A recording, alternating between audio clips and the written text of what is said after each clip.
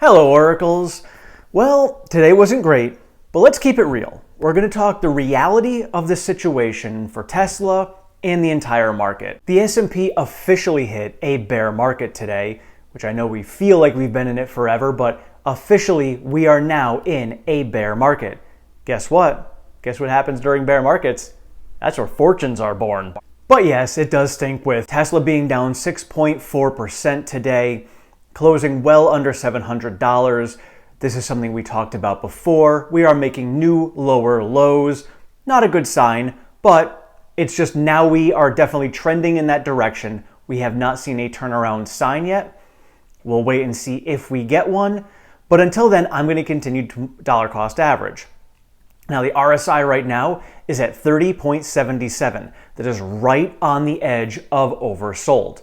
Now again, we can go under 30 and it doesn't necessarily mean that we need to rally back up, but many a times, based on algorithms and other things, when we go under 30, we will see a bump that takes us back over it. So we'll follow this, see how it's going, but looking at a lot of people and their emotions out there right now, this is, to me, we are really hitting peak FUD, peak fear. I mean, we have been seeing this going on, it's been building and building, and now more and more people are afraid.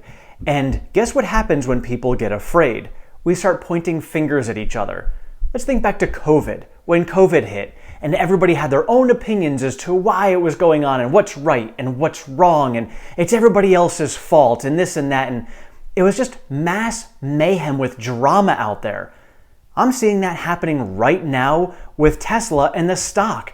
And yes, it's coming down. Yes, Elon has said some things in a political manner that maybe have ruffled some feathers. But the reality is, the entire stock market is falling right now. We even had, AMD, we had Square, we had a lot of stocks that were down 5 and 6% today. So it's not like it's just Tesla, it's all of the stocks across the board. And when you look at Tesla alone and the things that Elon is saying on Twitter and people pointing their fingers and saying, well, Elon is causing the stock to fall, Elon's not selling right now. I mean, I could check Form 4s for the next 2 days, but I'm pretty sure Elon's not selling. He's not the one bringing the stock down. The reason the stock is falling is because other people are selling. They're selling. And if they're selling because of what Elon is saying, then they're not Tesla investors, they're Elon investors. And they're upset with Elon and they're getting emotional over that. And if that's the case, that's your choice and you can do that. There's nothing wrong with that. But personally, I am looking at the company. I am invested in the company. Yes, Elon is the CEO of the company. He is the figurehead of the company. But without Elon, they wouldn't be where they are today. They wouldn't be as successful as they are. So you got to take it and roll with it. And then if you look at politics themselves, I have been around long enough to know that politicians will go out there and make the other person and make their opponent look bad so that their supporters stop following them and they start viewing that person in a negative light. So, you can have your own opinions on Elon all you want, I just encourage you to actually pay attention to what Elon is doing and what his meaning is behind things.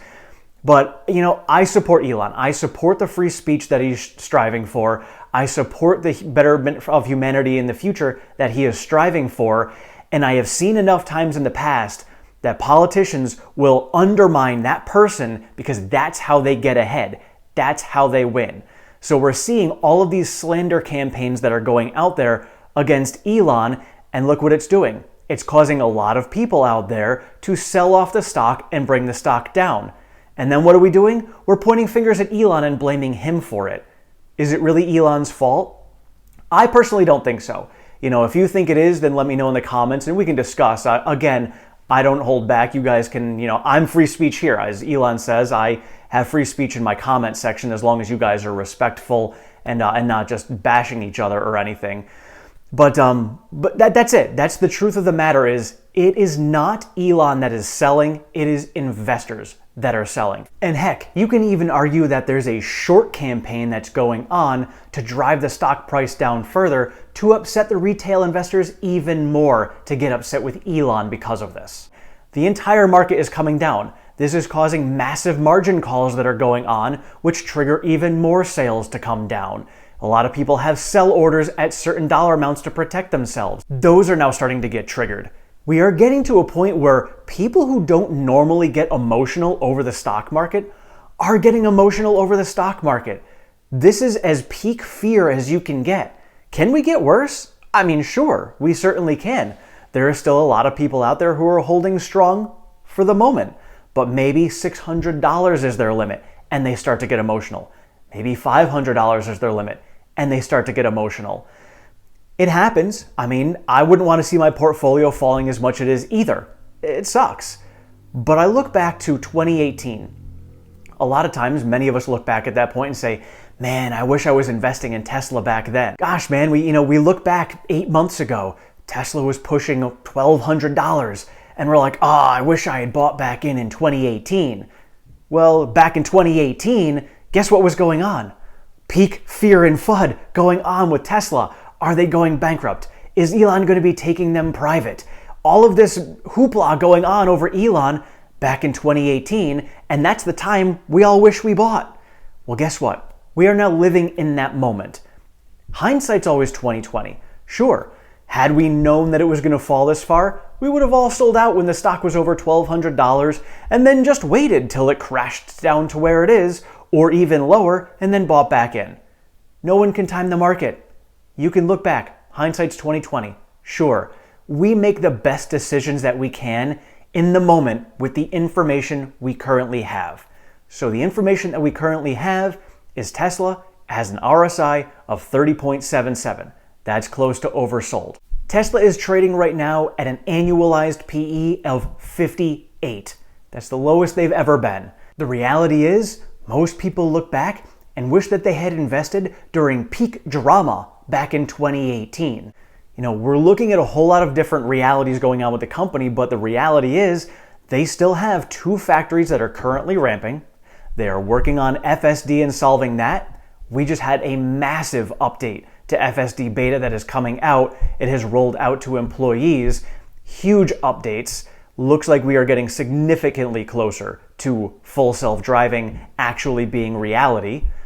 We also have a whole lot of great new information and products coming out and being announced in 2023. We still have the Cybertruck coming. We have the Roadster. We have the Semi. We're going to have a dedicated robo-taxi in 2024. Most likely a compact car in 2024. All of these things still have yet to come to fruition. We are getting there. We are going to be hitting 2024 with a massive, massive company that is going to be causing us to look back at these times wishing we bought more.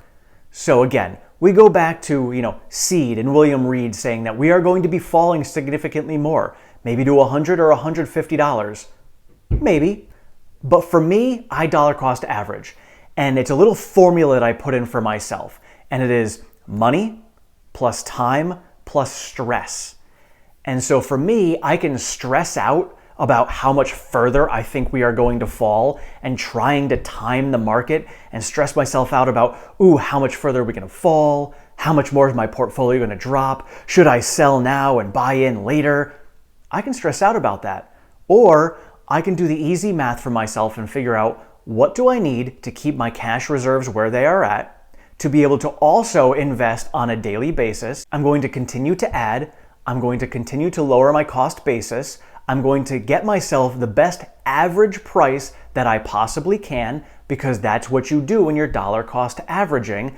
And then when we turn around, I will know that I have had the best average that I could have had during these times. And when we go green, I will have more stock shares, because that's what I was focusing on, was accumulating shares. So yes, I am not adding heavy right now. I am waiting for us to see that clear signal that we have turned around. Then I will start adding heavier. Today I added several times at about $10 clips. And I do share those over on Twitter. I did actually change it a little bit. I was just adding my dollar amounts, or the price that I bought at. Now I'm adding the dollar amounts of how much I am adding. So if you guys are over on Twitter, you can follow me there at OracleTim1. And this way, I am adding every single day with $15 plus the additional buys that I put over on Twitter. This way I know when we come out of this, because guess what? We are going to come out of this. We came out of the 2018 disaster where we thought Tesla was going to go bankrupt or go private. If we can get through that, we can get through this. This is just a bunch of nonsense that's going on right now. And to me, it's nonsense. It's a lot of noise. It's a bunch of just hootenanny that is going on that I'm going to fight through because I am investing in the company and I am not investing in the drama. And the drama does not change the fundamentals of the company. One thing that I also look at are analysts and their price targets. Now, for me, and I've discussed this a while back, I discussed my feelings on analysts and their price targets. We constantly see them fluctuate. They're going to fluctuate their price targets based on a lot of different information. So for me, I look at all of the price targets and the analysts together collectively, and I try to follow the trends. And we're now starting to see a couple of analysts lowering their price targets. So when we saw all the FUD trending along, we're now starting to see some of the analysts, even some of the bullish analysts like Dan Ives, starting to trend in that FUDish manner. And again, this is just a trend that is going on. Now again, I've seen them trend in both directions. I've seen them all of a sudden start trending down, and we'll see Jim Cramer is like, Tesla sell, sell, sell, and then Tesla buy, buy, buy, and whatever, Jim Cramer. But this is, something that we see in trends, and I guarantee we will trend down, and then when we turn around, everyone will start trending back up again. So, for me, again, individual credibility sometimes wavers, but when I started to see all the trends going on and I see all of them, including bears, are increasing their price targets or decreasing their price targets, that's what I'm going to see. And I also wanted to follow up on my thoughts about a buyback. And, after listening to Rob Maurer and thinking about it a little bit more myself, I came to the conclusion that a buyback isn't going to be worth it. It is going to move the stock so little. And in an environment like this, it reminds me of when, COVID first hit and the Fed dumped a whole bunch of cash into the stock market and it all just vanished, like that video that's out there of the raccoon who was trying to wash its cotton candy in a puddle and it just disappeared. That's exactly what would happen if Tesla did a buyback right now. They would do a buyback, the stock would bump up slightly for a little short time, and then it would all go away as if it never even happened. And honestly, the cash that they could be using, as we've discussed before, for your own portfolios, you want to have cash reserves. Elon said it himself, going into these times of a recession, you want to have cash reserves. So it makes more sense for Tesla to keep that cash on the side just in case they need it for whatever emergencies may come up, to keep the business thriving and not just surviving. So for me, I think it's a better idea to not do a buyback, because realistically, what's a buyback going to do? What is the premise behind it? It's to bump up the stock price a little bit. But realistically, what is bumping up the stock price a little bit right now going to do for all of us? I mean, really nothing. I mean, we're kind of crashing right down, so a little bump along the way isn't going to help anyway. So this is something that's not going to help, not even going to be worth it. So probably a better idea to just save that cash for actual building of the fundamentals of the company. And so to wrap it all up, yes, these times are very hard, but it is during the difficult times and the times of pain where we are going to grow the most. This is really going to test your constitution and figure out who is going to be holding on the strongest and get through this. So, take a look at the fact that we just hit officially a bear market in the S&P. That's official. Like, we feel like we've been in a bear market all year, but we've had 5 months of just disastrous pain. This started in mid-January, and we've had a couple of small runs along the way, but otherwise it is just pure beat down central all year long. We're now officially in that bear market for the S&P, and we could go down even further. So figure out the strategy that's best for you, whether you hold cash, whether you want to time the market, whether you want a dollar cost average. Figure out what's the best for you, but just remember, we will get through this. We've gotten through it before. We've always grown from it. The dot-com crash, some stocks took 13 years to come out. Some never did. Some did thrive through it though, and some of those were the strongest winners that came out and are just global monsters today, like Amazon. You look at those stocks and you wish that you got back into them back then. We went through the housing market crash and the recession of 2008 and 2009. We got through that and then went on a 10-year bull run. So we are going to get through this. We will come out and we will run afterwards. You just have to have strong constitution and just buy the fudge and just keep on paying attention and doing what is best for you for investing. Because again, fortunes are born during a bear market, and we just officially hit that bear market in the S&P. Let me know in the comments below, how is everyone holding up? What is your strategy for the future? I know we talk about it all the time, but we keep on getting beat down and we keep on hoping for green, and we are just not getting it. We are getting the complete opposite of green. And I look at the fact that this week was following a Friday the 13th last week.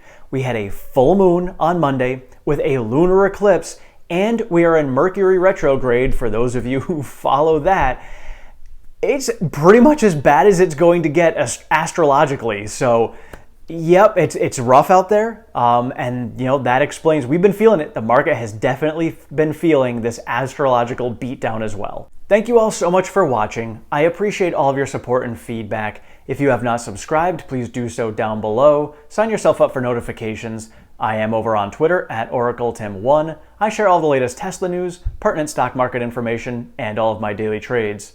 Thank you so much. Have a great one.